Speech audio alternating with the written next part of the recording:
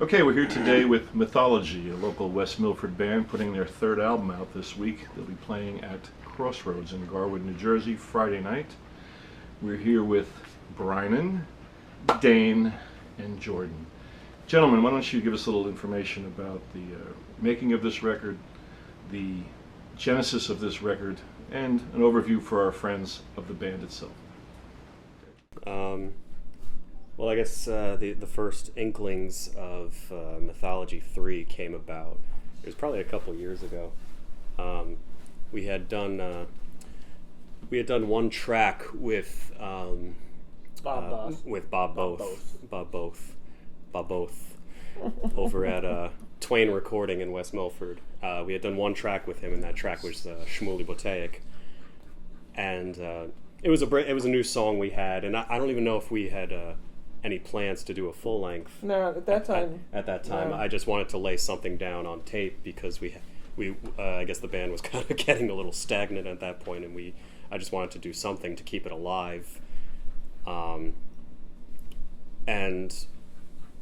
then after we recorded Shmuley Botaic, we didn't record again for a while. For a while, yeah. It was almost a year. Almost a year. It was about a year, yeah. Yeah. And reason being is because I lost my job at the time, and I didn't really have any money to go blow on the studio. So, and I like to eat every day, but Love that roof over your love that roof over my head. And you know what's really great? Electricity. Yeah. I've really come to like electricity, and water. But anyways, so I finally got employed again a few months later. I think it was like 5 months later, and then accrued enough money to go back into the studio, and then it really started picking up steam. it really picked up a lot of steam after the second song we did was the Armenian Blues number 5. Mm-hmm. And it was funny because this album is, in true Mythology fashion, it's very eclectic, and it goes in so many different places, within the span of, not a big span of time at all, actually. But we recorded two very similar songs to begin with. Yeah. They were both instrumental songs, the only instrumental songs on this particular album. And they both had kind of a Middle Eastern flavor to them, and like a sort of prog rock, Middle Eastern metal, in odd time signatures. We're playing in 5, we're playing in 7, we're switching between 6/8, 5/8, 7/8, and then straight 4, and then a lot of the typical face melting stuff that we always do. If it's not Shredding. if it's not a 16th note, why bother? It's not how many notes you play; it's how fast you can play 'em. It's true. And Al Di Meola will tell you the same thing. But it must have been funny for Bob Both, who at Twain Recording. He probably thought that's just what we did, because that was the only 2 songs that he had to go I on. think the third one we did was To Those We've Lost, Yeah. which was this acoustic ballad of mine with a lot of lush, sort of jazz chords to it. pretty much the opposite end of the spectrum of Right, what we do. very transparent. He was probably a little surprised because I we think don't tell him anything before coming in. We kind of just we got a song. Well, what kind of song? This is an acoustic song. Okay, so he knows which mics to set up, and he knows how to sonically approach it. And I was like, well, this one actually has vocals. He's like, oh, you guys do vocals? I was like, yeah. We actually mostly do vocals. It's just we decided to start out with these short pieces to I guess kind of get our feet wet again, because we hadn't recorded in a while, and I guess at least I did. I can't speak for Dane or Jordan, but I wanted this record to be very very picture perfect, as it were, and so we decided to do some short pieces just to get used to the recording process again, because it had been a few years. And then we did To Those We've Lost, which is kind of a very tender acoustic ballad. It's one of my favorites. It's a very, very beautiful song of mine that I probably wrote that 7 years ago. And it was one of those songs that just kind of lay dormant for a long time and then took forever to mature, And then I added, a lot of different stuff to it. But How different would you say this record is to the second album to the first album in terms of the progression? As far as our previous records to now, the logical progression thereof, I would say our first record we were there was a lot of golden moments on it, and I still find it to be very cool record, and very unique. But I think the eclecticism on that first record was almost overbearing at times, and I think we were kind of very much still trying to find ourselves musically, because Why we were all. Why did you call it Greatest Hits when it was your first record? Because we've always had a tongue-in-cheek sort of. It's a good joke. We've always been snarky and tongue-in-cheek about the lyrics that we have. And so if your say fourth or fifth album puts you over the top, and then you actually have a Greatest Hits collection, would you It call would be it the Greatest very Hits best. 2? The very best. Yeah, I guess Oh, it the would have very to be. best of Or the them. masterworks. no, I'd probably call it the very worst of mythology. Yeah, that would be Or in absolute keeping- garbage is Yeah. probably. It's already taken though. There's a Yeah, garbage it is. album called Absolute Garbage. Is it really? Yeah. And Jefferson Airplane did the Yeah, very worst that's stuff. right. How But about I would think Greatest Hits 2 would be just as ironic. Yeah, I Greatest think Hits so. too. I like that. greater? Or greater, yeah. we could do Greater hits. greater. Influences. Did we cover that in the beginning? Because you and I had conversations about Frank Zappa, about Robert Fripp, and that just seemed to scratch the surface on the kind of music and conductors, arrangers, and writers that influenced you. Mm-hmm.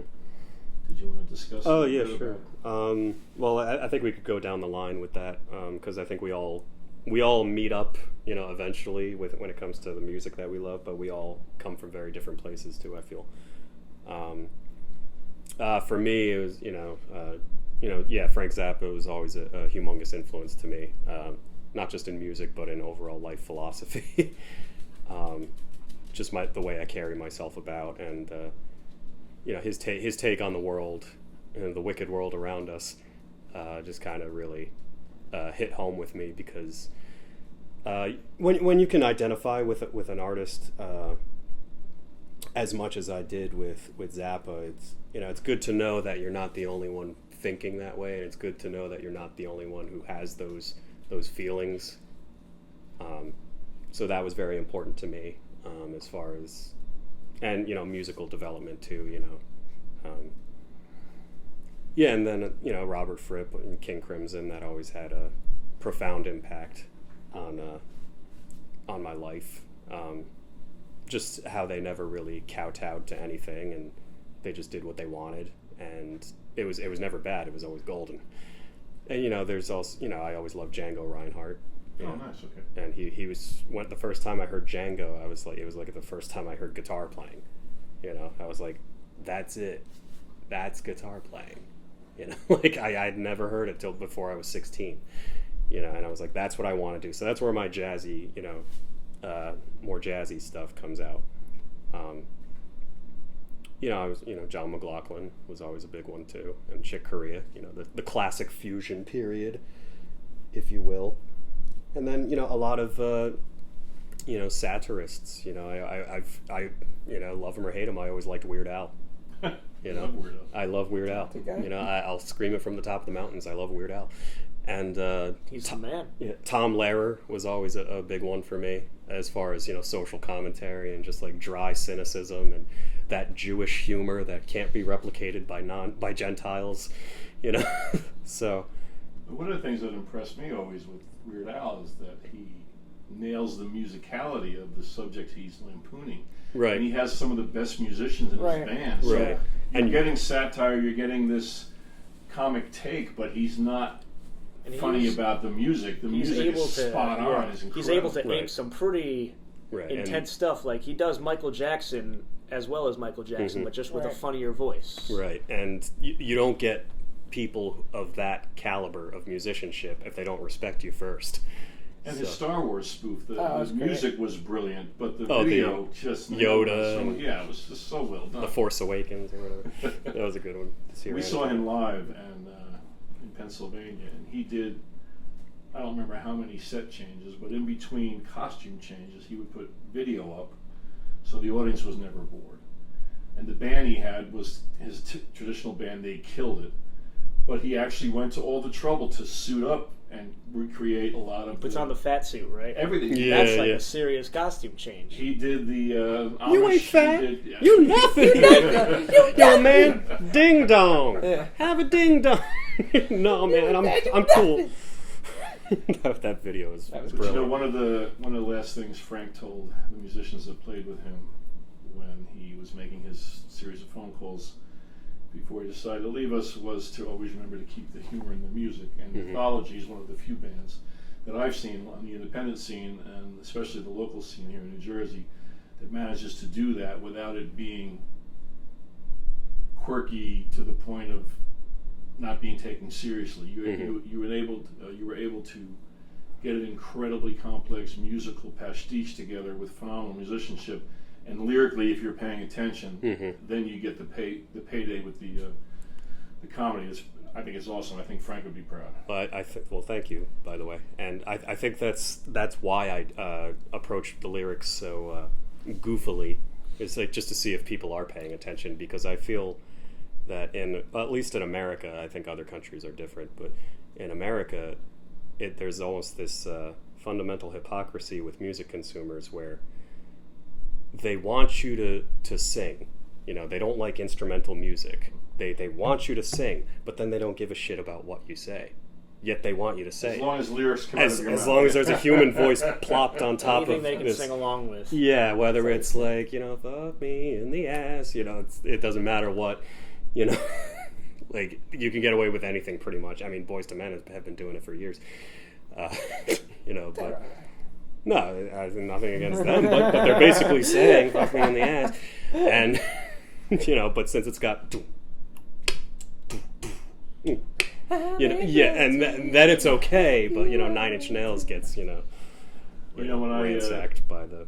when I went through the Tipper Can't Gore Do That and on those. Stage Anymore live Zappa recordings, he had a song called Ride My face to Chicago, yeah. which is a great up-tempo tune, and it's got some great stuff in it, but I found out later in an interview that he actually read that on the bathroom wall at one of his gigs while he was taking a dump. It was scratched into the stall, Yeah. and he thought, that's funny. Use And that it as a became There's a song in there somewhere. But he just threw a lyric in there that made no sense at all because he Right. had the melody already. Mm-hmm. And I think that's true of Chan and the Bushwalk.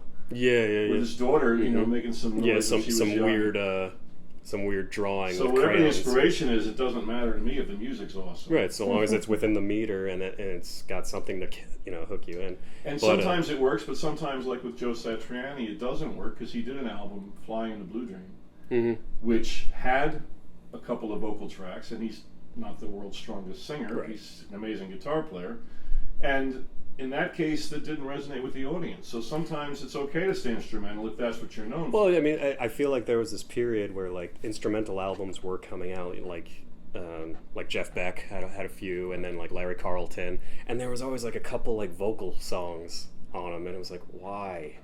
Like it was like Maybe to get a single, I don't know. yeah, I guess so, but I don't know if I want to hear Yngwie Malmsteen sing. no, I don't want to. I don't want to hear him I do really want to anything. hear him I'd play kind of guitar. like to hear Yngwie sing. I don't know, that could be. But I I guess we disagree could. with you there. Yeah.